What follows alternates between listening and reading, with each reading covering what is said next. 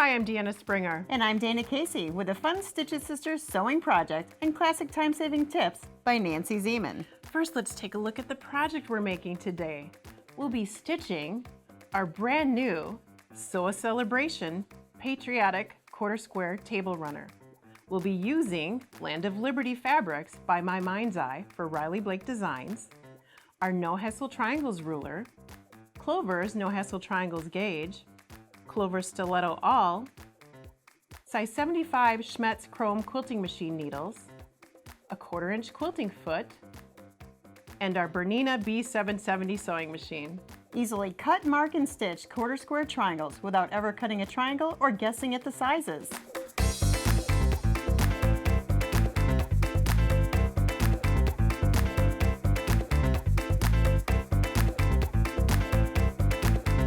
To make our patriotic quarter square table runner, first we'll choose our fabrics.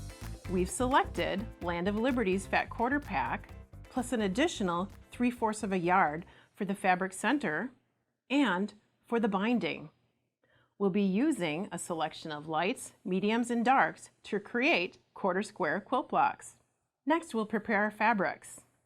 We'll head to the ironing board and pre-shrink our fabrics by steaming and pressing, and then spray press and starch the fabric with Quilter Starch Savvy. Press and starch and press and starch. We'll be using our No Hassle Triangles ruler today. Our No Hassle Triangles ruler eliminates the guesswork for creating half square or quarter square triangle quilt blocks. The ruler creates quilt blocks, half square quilt blocks, and quarter square quilt blocks, which we call quarter square triangles and half square triangles. Today we'll be making quarter square triangles, and all of the information is printed on the ruler. We've color coded it and included all of the information you need to make your quilt blocks. Follow the green highlighted measurements when you want to make square quilt blocks, and follow the purple when you're making half square triangles. The quarter square triangles are following the teal color, so we're making 4.5 inch quilt blocks today, so we'll be following the teal lines for 4.5 inch quarter square quilt blocks. And the ruler tells us what size to cut our squares, but we like to cut crosswise fabric strips. And with our fat quarter pack, we've selected some fat quarters. And I'll move these over here and we can talk about our fat quarters. It's a selection of lights and darks, or lights and mediums. And the first step is to place our fabric right side together. We'll bring back the ruler and we'll show how we align the edge of the fat quarter with the ruler. We'll slide the ruler to that teal measurement, telling us that we need to cut 5.25 inch crosswise fabric strips for our 4.5 inch quarter square triangle quilt blocks. So at their cutting mat, we'll use a rotary cutter and we'll cut our 5.25 inch fabric strips for our blocks. In our next set of fabrics, we'll be cutting some red and white and some navy and white. And our next set is already cut. We've cut the fat quarter, we've cut our strip, and we place it right sides together. So this was our fat quarter, and we're just cutting from our fat quarter pack assorted lights and darks, and one crosswise fabric strip will do it for this project. So we'll move this down the board, and then we need to subcut. We'll subcut these into quilt blocks. So back at your cutting mat with your rotary cutter, subcut the crosswise fabric strips into squares. And these are 5.25 inch squares for 4.5 inch quarter square quilt blocks. So you compare your fabrics, your fat quarters together, so you don't have to cut all individual and then try to match up what you want. You could do that in the whole strip. Right. Pair your fat quarters together with the combinations you'd like, and then they're ready to go. They're already right sides together. Cut them into the quilt squares, and I'll bring the board in and we'll show how we did that. This is a great storyboard to share how we make the quarter square triangles. We start by cutting those squares. Those crosswise fabric strips are cut into squares, and we know that we've already placed them right sides together. And I like to place them right sides together with a light fabric up. Because the next step is to use our No Hassle Triangles gauge. And we align it to the 4.5 inch marking for quarter square triangles. And then you align it corner to corner. And this tool was designed by Nancy for Clover, and it's such a great tool. After we worked on this tool, then Nancy and I designed the ruler. You can use them together. They work really well together. And I've traced down that center marking. And we're making quarter square triangles today. Okay. So the right side of the gauge is dedicated to making quarter square triangles. So that's how I knew to slide the gauge to that 4.5 inch marking, and then I have assured that I have the right size quilt block to make those. The next step would be to do some stitching, but I like to mark. I like to mark all of my blocks to get ready for the stitching process. The next step underneath shows that I've already stitched that. So we'll head to the sewing machine, and that's not our stitching line. We'll use our 1/4 inch presser foot and align the edge of that presser foot with that center marked line. Okay. And then we stitch. Set your sewing machine for a straight stitch. Shorten the stitch length to about a 2.0. Attach a 1/4 inch quilting presser foot. Program the machine so that the presser foot stops in the up position, or use a knee lift. To begin stitching, start with an anchor cloth. Chain piece the blocks using a stiletto to help guide the seams. We stitch and chain stitch all the blocks together. And what we're doing, we're making first half square triangles to turn into quarter square triangles. So once we've chain stitched all of our fabric blocks together, we cut down the center, and then we open the blocks up. So imagine this was here. When you open them, those two fabrics create 2 half square triangles. Okay. Using a wool pressing mat, press seams flat. Then press seams to one side, pressing towards the dark side of the block. Use a tailor's clapper to set the seam. And now we need to do the same thing to make quarter square triangles. We align the light fabric with the dark fabric and the dark with the light. And you lock those seams into place. Make sure that those seams are locked together, and we'll bring the No Hassle Triangles gauge back. And now we need to reposition the gauge so that it is set. Slide it up, because now we're making our quarter square triangles. And we'll do the same thing. We'll trace right down the middle of that die cut opening. And you just do this over and over for all the different blocks you'd like to make. Okay. And we'll take the gauge away, and we'll look down here. This has been traced. We head to the sewing machine, and then we stitch. With that same 1/4 inch quilting presser foot, we stitch on each side of that center line. And a great tip to use your selvages or your cutoffs are for an anchor cloth. Right. We always sew with an anchor cloth when we're stitching quilt blocks. You don't want to sew on air. You want to sew on an anchor cloth or a little scrap of fabric first for stitching uniformity, and it goes right from the anchor cloth onto your project without skipping a beat. There's no thread nest in the bobbin, and it's just smooth sailing. So you want to make sure that you turn the dial down, put your stitch length at a 2.0. Okay. You want a shorter stitch length when you stitch on each side. And then you cut that apart down the center line. And you can imagine what we have when we open these quarter square quilt blocks. That strata makes 2. Okay. So just like that, we've made 2 quarter square triangles from just a few steps. Right. And you repeat the process over and over and over again until you have as many quilt blocks as you'd like. And the choice is yours. You're the designer. We decided to put navy and white blocks together and red and white blocks together, but you could mix it up. Oh, for You sure. could just totally mix it up. So let's look at the table runner underneath. Once we've created all of our blocks, then we need to do some layout. So we're following the instructions in our pattern, and we'll do some arranging. We need to decide where we'd like our blocks to be. And we decided that we'd go, red and blue alternating. So you can just decide, we'll put a red one here and a blue. And what we'll do is we'll need a blue one here. Sure. Now this has a lot of red in it, so would you like maybe You could turn it? You could or- twist and turn them. You can turn them to whatever position you'd like to have the row. We're making the outside edge row and we're making rows for the sides, the short ends. So it's up to you the placement you'd like to use.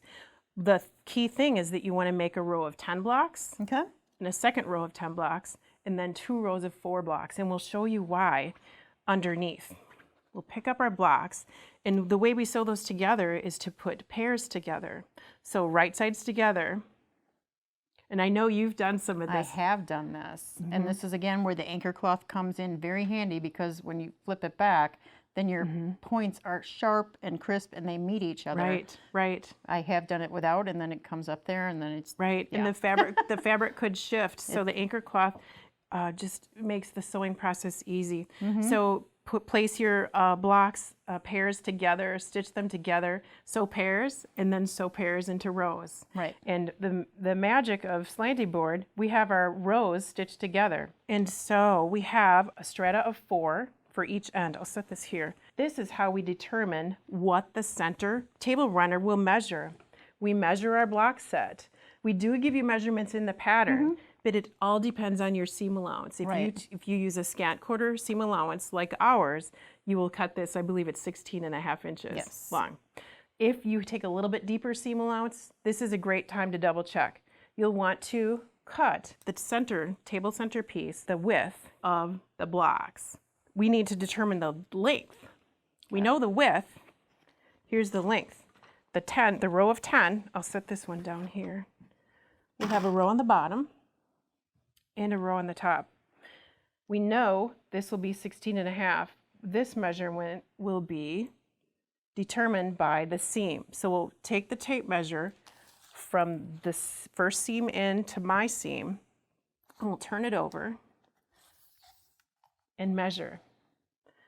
And we measure 32. So we need to add seam allowances. So it'll be 32.5. So we sewed our scant quarter inch just right, because the pattern tells us that it's 32.5 by 16.5. So that scant quarter inch is really important to use that quarter inch quilting foot. And I'll let you have that back. The next step in assembling our Patriotic table topper is placing the short ends right side together. And we'll head to the sewing machine and we'll stitch. We'll stitch those short end seams and then press. We'll head to the ironing board and press. We'll open up those seams, and I like to press those seams towards the placemat, towards the center of the table runner. It keeps the blocks flat, and it's easier to turn under the center table runner than it is to turn under the blocks. And we always use the tailor's clapper, or our sister Denise likes to call it the quilter's clapper, when we press our seams, whether we're sewing or quilting, especially when we're quilting. It presses, in using it with the wool mat, you have nice, crisp, flat seams and beautiful looking blocks.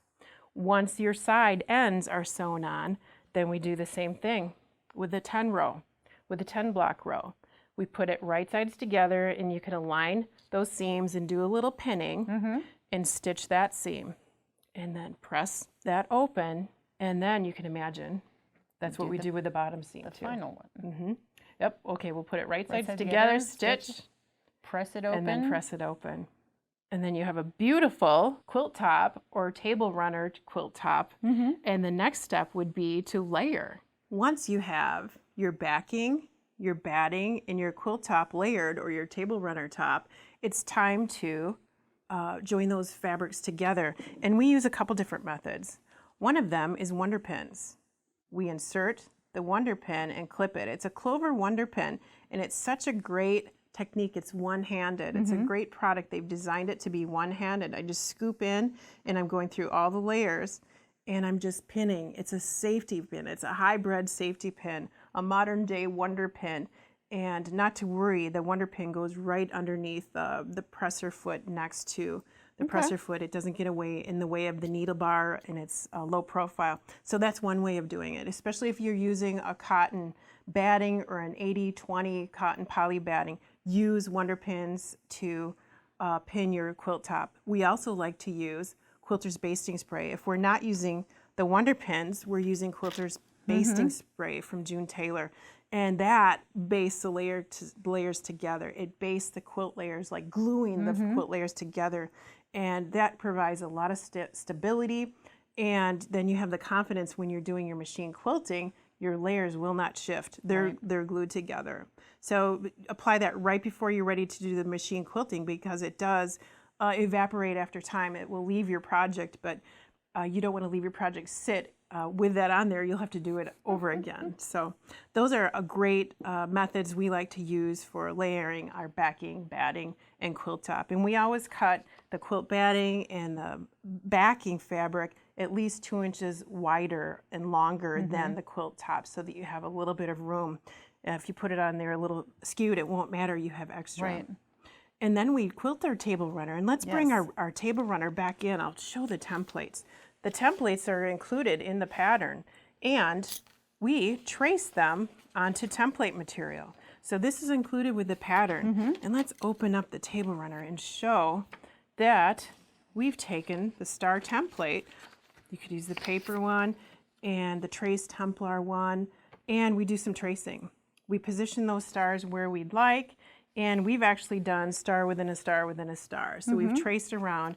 There's a star motif here, a star motif here and there. And we used metallic threads to stitch this, to give it some sparkle for the holiday, to really sew your celebration table runner with some pizzazz. And it's simple. It's straight line stitching.